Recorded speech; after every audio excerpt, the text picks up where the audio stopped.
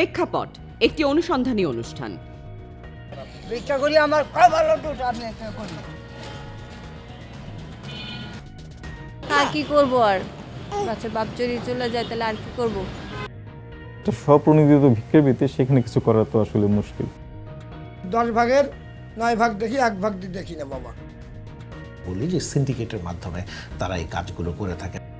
সরকার কয় টাকা ভাতা দেয়? আপনার আমি 1000 টাকা দিব মাসে, আর কোনো দিক থেকে কোনো ধান্দা করতে পারবেন না। 1000 টাকা দিয়ে আপনি মাস নেবেন, কেমনে নেন দেখতে চাই। ভিক্ষাবৃত্তিতে জড়িত হলো তখন যায় তাকে পুনর্বাসন কেন, তার আগে আমি রোধ করব। এবারের বিষয় ভিক্ষাবৃত্তির সিন্ডিকেট। দেখবেন 11 এপ্রিল শনিবার রাত 8টায় শুধুমাত্র নিউজ 24-এ।